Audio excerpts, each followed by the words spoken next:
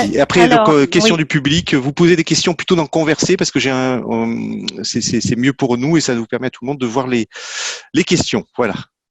Donc effectivement, comme il vous l'a été présenté, donc l'objectif c'est de vous présenter les résultats du deuxième baromètre amiante que nous avons mené. Effectivement, lorsque nous avons commencé à nous pencher sur le sujet, en 2016, nous nous sommes rendus compte qu'il n'existait aucune étude liée à la perception et comment les acteurs envisageaient le risque amiante. C'est pour ça que nous avons lancé une première édition. Et là, nous vous présentons donc la deuxième édition qui a été mise à jour entre juin et juillet 2019 et qui a été faite, donc lancée auprès de l'ensemble des acteurs intervenant dans ce processus-là, qui vous voyez s'afficher effectivement à droite de l'écran, les maîtres d'ouvrage, les entreprises de travaux, les exploitants de réseau, les diagnostiqueurs et évidemment les gestionnaires de voirie, dont le rôle est effectivement important. Donc l'idée, c'est pas de vous dresser un panorama exhaustif et réel de vraiment comment ça se passe sur le terrain, mais c'est vraiment une étude dite de perception, c'est de voir comment aujourd'hui l'ensemble de ces acteurs se positionnent par rapport à la perception du risque. Donc, l'idée, c'est pas de vous assommer d'un certain nombre de chiffres avec des pourcentages de personnes qui ont répondu telle ou telle chose. C'est plutôt de mettre en exergue les points qui nous semblent fondamentaux, intéressants et de les partager avec vous. Alors, le premier de ces points, c'est la réponse au sentiment global sur le sujet. Quand on parle en fait de comment les acteurs envisagent la réglementation par rapport au risque amiante, il est assez important de souligner que 88% des personnes interrogées soutiennent la réglementation et les voient effectivement comme une protection importante pour les salariés. Simplement 12% trouvent qu'on en fait un petit peu trop sur ce sujet. Toujours est-il que Harris Interactive, qui a mené cette enquête pour nous l'a souligné et aussi, c'est intéressant de le partager avec vous, ce chiffre est extrêmement euh, surprenant dans la période où nous sommes depuis quelques années déjà, où on se rend compte que la plupart des gens en France ont quand même une aversion pour tout ce qui est imposé, la réglementation d'une façon générale. Et donc, le fait que ce pourcentage de personnes considèrent qu'il est nécessaire d'avoir une protection est assez important et mérite d'être souligné par les temps qui courent. Deuxième question, mais qui peut tout à fait quand même sembler, dont le résultat, quand on regarde le pourcentage, est assez surprenant par rapport à ce que je viens juste de dire, c'est comment évaluez-vous les risques liés à l'amiante pour les professionnels impliqués, sachant pour information que la question portait sur l'amiante aussi que sur la voirie pour cette question-là. Et on voit que, alors ça dépend comment on tourne le sujet évidemment, mais vous avez encore 25% des acteurs, des professionnels, je souligne et je le répète, nous n'avons pas interrogé des particuliers, nous avons interrogé uniquement des professionnels. 25% des personnes interrogées considèrent quand même que l'amiante n'est pas un sujet véritablement à risque. Alors, évidemment, on peut se poser la question de pourquoi. Alors, nous avons identifié au travers des réponses, puisqu'on ne vous les présente pas toutes évidemment, plusieurs facteurs qui peuvent expliquer ce décalage. Alors, il y a aussi une perception qui est différente en fonction de la typologie du chantier. Typiquement, sur tous les chantiers qui sont sur voirie, compte tenu qu'on est en milieu ouvert et non pas fermé. Tout ce qui est effectivement lié à la réglementation du bâti qui est plus ancienne, donc beaucoup d'acteurs peuvent penser que peut-être le sujet est un petit peu plus ancien et donc un peu derrière nous.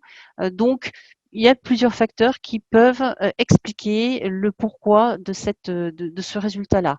Bon, a fortiori, vous avez quand même 75% des acteurs qui considèrent que l'amiante est quand même à risque. Il aurait été long et fastidieux de vous présenter l'ensemble des résultats par type d'acteurs. Simplement, ce qu'on peut dire sur le secteur public, on se rend compte qu'il y a quand même une différence entre les entreprises et le secteur public qui, eux, considèrent, les collectivités locales considèrent que 39% à 39% que l'amiante est un risque fort. Donc, je le dirai un petit peu plus tard également, pour tout ce qui est secteur public, il y a des différences assez fortes qu'on note dans les réponses entre les grosses collectivités qui se sont emparées du sujet et les plus petites qui ont un peu plus de difficultés. Si on fait un petit focus maintenant sur ce qui est un peu plus récent en termes de réglementation, à savoir de tout ce qui est RAT, repérage avant travaux, pour les travaux sur voirie.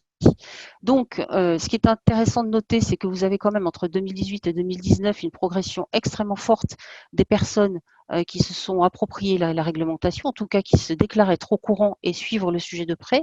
Donc, on est particulièrement ravis. Je pense que les organismes publics le seront également. C'est de voir que l'ensemble des actions de communication ont quand même porté leurs fruits.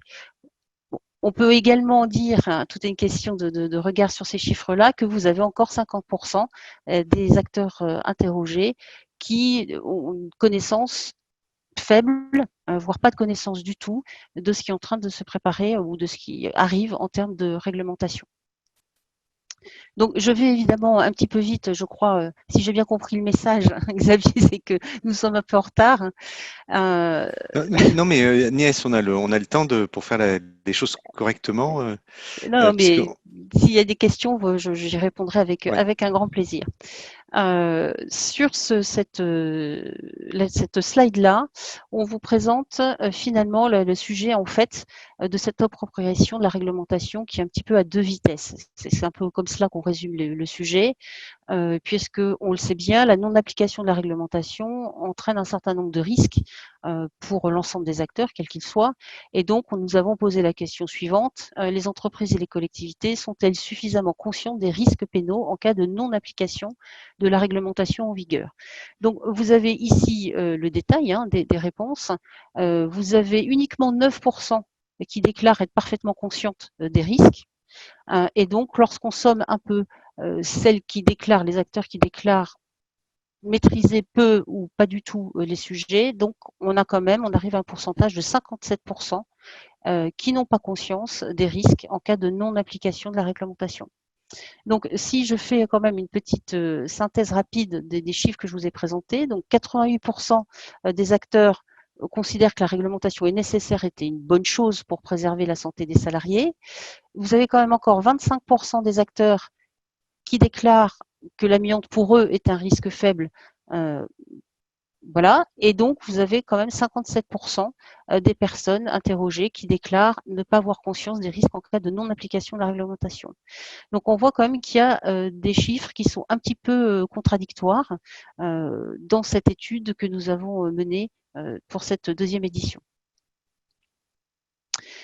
Ce qu'on peut également penser, alors ça c'est un petit, c'est notre perception, mais l'avenir nous dira si nous avons raison ou pas, c'est que peut-être la crise sanitaire que nous venons de traverser, où quand même il y a beaucoup d'informations sur le risque employeur, sur le sujet de la santé des salariés, sur leur lieu de travail, à commencer par les chantiers.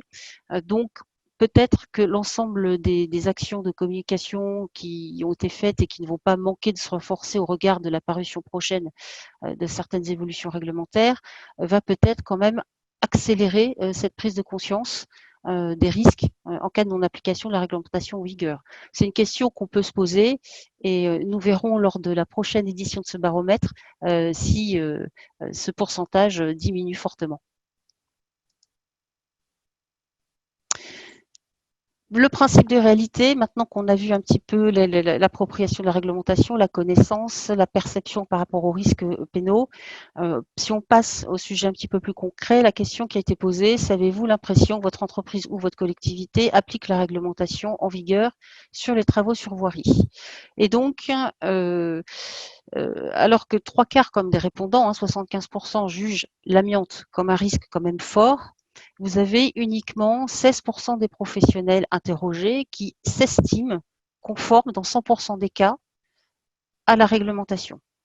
Donc, encore une fois, des chiffres qui peuvent sembler tout à fait contradictoires par rapport au souhait, au soutien finalement de l'arsenal réglementaire qui est mis en place. On peut penser que les personnes ont répondu de façon tout à fait sincère en disant qu'il y avait des questions quand même qui se posaient sur le comment je fais quand je mène mes chantiers sur voirie pour être totalement en conformité et qu'il y avait un sujet de difficulté opérationnelle à se conformer à la réglementation, et ce qui montre encore une fois que les gens ont répondu avec une grande sincérité et n'ont pas cherché à prétendre être tout le temps conformes.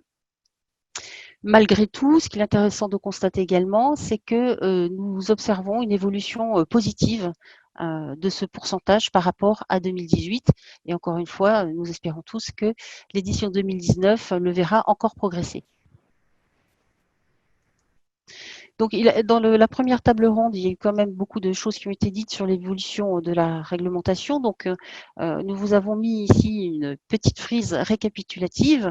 Donc, je ne reviens pas sur déjà tout ce qui a été dit sur 2016, 2017 et 2018, date à laquelle les travaux pour la commission avec la commission de normalisation ont commencé. Simplement, effectivement, cela a été mentionné. L'enquête publique a été terminée le 15 mai. Il y a eu des réunions de dépouillement qui ont eu lieu en juin, au début juin. Et donc, les choses sont en train d'être relues. La dernière version est en train d'être relue avant pour parution, on pense, au moment de la rentrée, comme l'a déjà mentionné les intervenants précédents.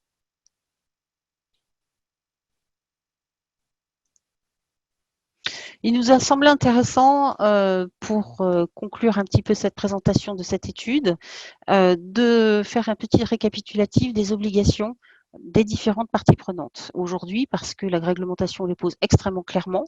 Donc, le maître d'ouvrage, ça a été dit, et je pense que Serge Albouy, s'il est toujours connecté, me contredira pas.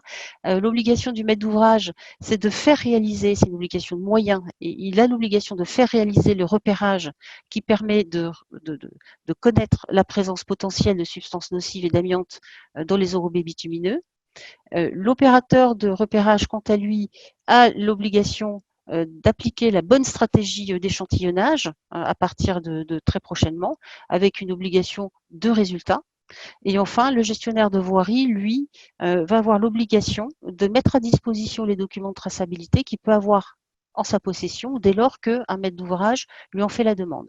Donc, ce qui revient à transmettre les rapports de repérage déjà existants, si toutefois il les a en sa possession. Donc, c'est aujourd'hui les obligations qui sont déjà là, et avec effectivement pour l'opérateur de repérage prochainement l'obligation d'appliquer la bonne stratégie d'échantillonnage conformément à ce qui aura été défini dans la norme.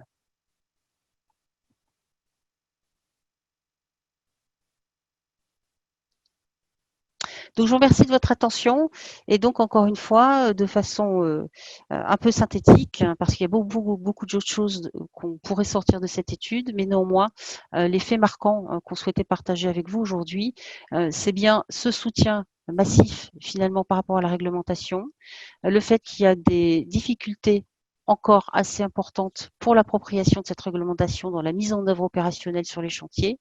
Et enfin, une appropriation qui est un petit peu à deux vitesses entre les entreprises de travaux et les grands groupes qui, elles, ont pris complètement conscience des obligations qui sont les leurs, et d'autres types de publics, des entreprises plus petites ou certains types de collectivités pour qui l'appropriation reste encore est en cours, on va dire.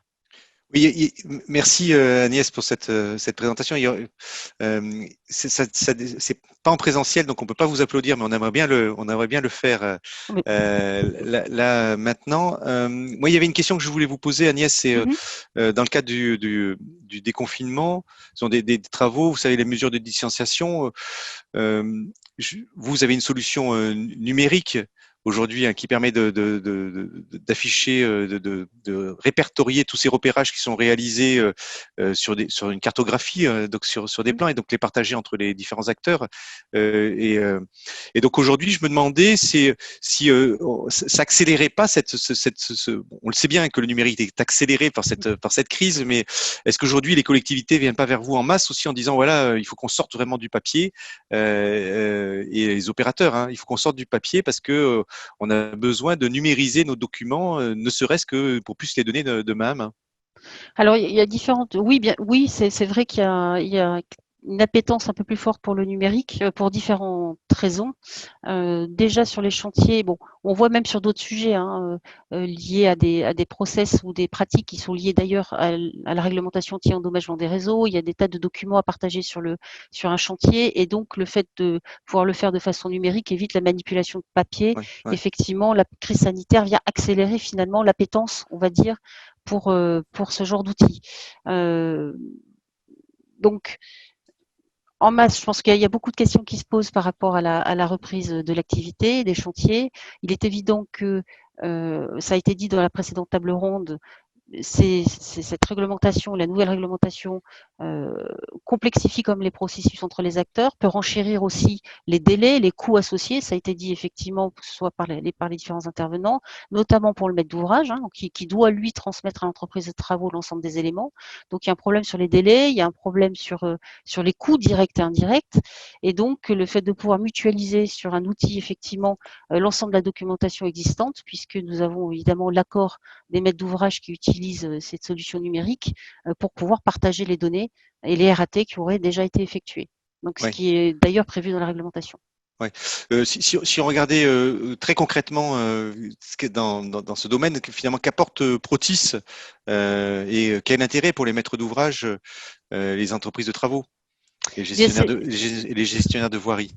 c'est exactement ce que je viens de dire, c'est-à-dire qu'effectivement, si chacun fait les choses dans son coin avec leur propre système d'information, où chacun va faire, peut-être qu'il y a des projets de travaux qui vont avoir lieu pratiquement au même endroit. Ça arrive assez Ouais, souvent. Les collectivités le savent bien quand, par rapport à la voirie, tout ce qui est coordination des travaux. Et donc, peut-être que Orange, qui était présent tout à l'heure, va faire des RAT. Peut-être que d'autres acteurs vont devoir faire des RAT exactement au même endroit ou en tout cas à proximité, dans des endroits très proches, et que donc c'est quand même une perte de temps et des coûts extrêmement importants si tout le monde le refait. Donc le fait de pouvoir mutualiser tout ouais. ça permet d'aller beaucoup plus vite et permet de générer des économies pour l'ensemble des acteurs. Ouais, oui, on voit bien tout l'intérêt en cette période actuelle et même de manière globale, c'est de mutualisation et de partage des informations. Voilà, merci beaucoup Agnès pour cette présentation.